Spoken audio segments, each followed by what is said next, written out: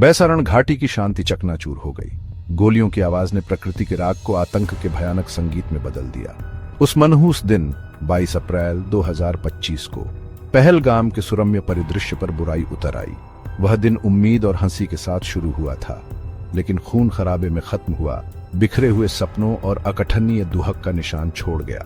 हिंसा और भय पर पलने वाले एक समूह रेजिस्टेंस फ्रंट ने इस जघन्य कृत्य की जिम्मेदारी ली।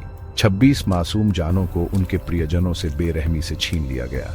उनमें हनीमून मना रहे एक युवा नौसेना अधिकारी लेफ्टिनेंट विनय नरवाल और अपनी पत्नी के साथ छुट्टियां मना रहे एक व्यापारी मंजूनाथ भी शामिल थे। उनकी कहानियां अनगिनत अन्य लोगों के साथ नफरत और असहिष्णुता की मानवीय कीमत का एक गंभीर प्रमाण है। गोलियों की गूंज पूरे देश में गूंज उठी, जिससे भारत की सामूहिक अंतरात्मा हिल गई। जैसे ही राष्ट्र शोक मना रहा था, भय और क्रोध की फुसफुसाहट साफ सुनाई दे रही थी। सबके मन में एक ही सवाल था, इन अपराधियों को कौन न्याय के कटघरे में लाएगा।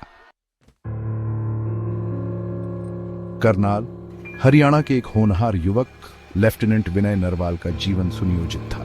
उसने हाल ही में अपने जीवन के प्यार हिमांशी से शादी की थी। वे अपने हनीमून पर थे।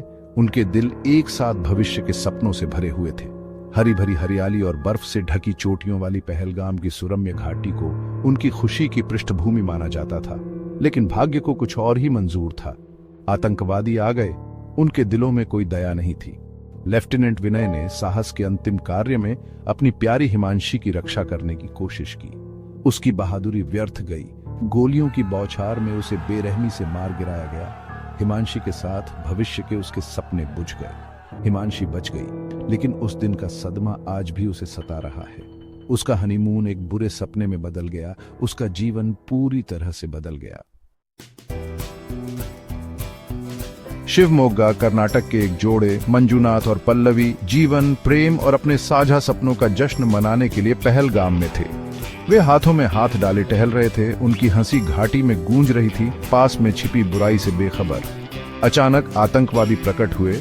उनके चेहरे नफरत से भरे हुए थे। मंजूनाथ की पल्लवी के सामने बेरहमी से हत्या कर दी गई। उसका एकमात्र अपराध यह था कि वह उस भूमि में शांति और समृद्धि का प्रतीक था, जिसे आतंकवादी भय के माध्यम से नियंत्रित करना चाहते थे। भागने से पहले उन्होंने पल्लवी को एक भयानक चेतावनी दी, जाकर मोदी को बता।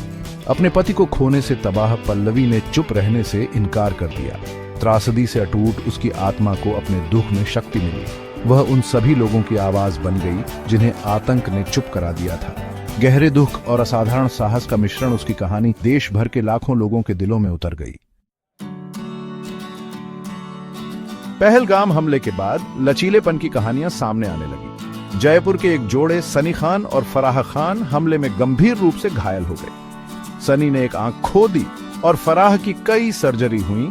उनके शरीर पर उस दिन के निशान थे, फिर भी उनकी आत्माएं अटूट रहीं। उन्हें पूरे देश से समर्थन मिला। निराशा के समय में आशा की किरण। जनता के आक्रोश का जवाब देते हुए सरकार ने पूरी जांच शुरू कर दी। अंतर्राष्ट्रीय समुदाय भी भारत के साथ एकजुटता से खड़ा था, हमले की निंदा कर रहा था और संवेदना व्यक्त कर रहा था। आतंक के खिलाफ लड़ाई अभी खत्म नहीं हुई है, लेकिन मानव आत्मा का लचीलापन सबसे अंधेरे समय में भी चमकता है।